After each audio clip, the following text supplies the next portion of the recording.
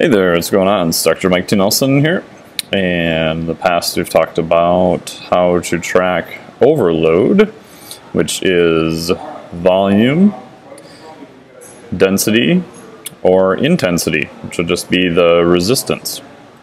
So this is a program here called Adaptifier, but you can use a spreadsheet, or there's other programs that will do things that are similar, although I'm not sure how many of them will actually record density. But what's pretty cool is you can go in here. You can also put your clients in here. So if I wanted to go to another client, I can look to see what they're doing too. Not all those people are active right now. But so if I go into my account here, I can go to a specific date and it'll tell me the total volume. The total time isn't necessarily accurate just by the way that I enter stuff in, but I can then go into each date, and what's pretty cool is I can track all the different exercises that I did.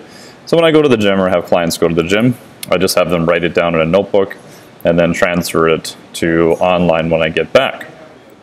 And it will track all of it, and it'll add up the total volume. So this day I did 26,073 pounds. And then I track the individual time it takes to complete each of the grouping of exercises. So if I go backwards in time here, I can just scroll back to, various days, what was done for training. And what's also nice is if you want to track sort of like a rep PR, you can just break that out individually. So if I go here, like I did an incline dumbbell press, and let's see. So if I want to see exactly what I did on that, just go into Edit Session and Incline Dumbbell Press. And so you can see that this one was actually scaled up in volume. So the nice part is that it records the total time that I took to do the set, how much was done for total volume, and then that gives me a density number. So therefore I am tracking volume, intensity, and density. And if you want, you can then even go in and view a particular one compared to everything else. So if I look at, let's say, incline dumbbell press, so the resistance here is just the dumbbell that was moved. Then obviously the reps are going to be a little bit higher. So this was 85 done for 6 reps. But when I enter it, I'm going to put 12 because I did 6 reps per hand. So to get my total volume to be accurate. And I can scroll back over time and see what was done with this exercise. So when I look at this and review it, I can see how many reps are done. And more importantly, I can see how the volume has changed over time.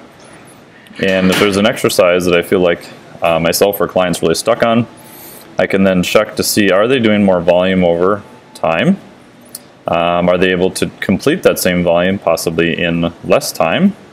And therefore, how is their density?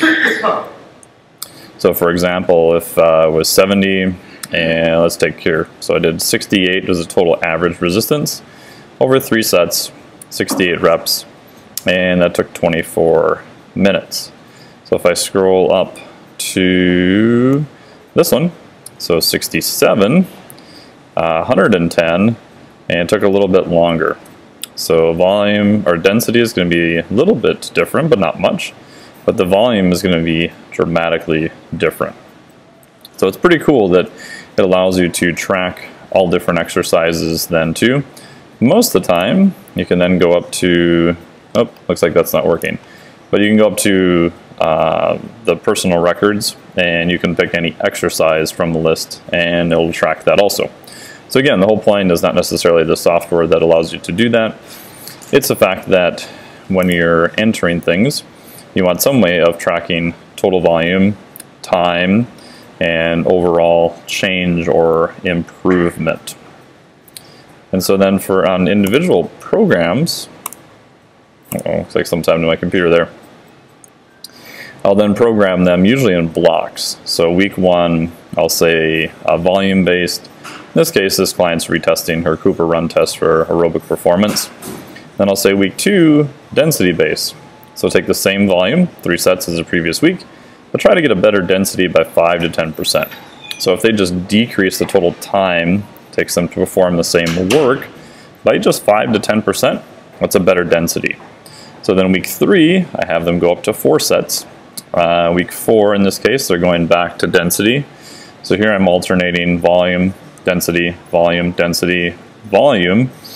And last one I'm using what's called an RPE method.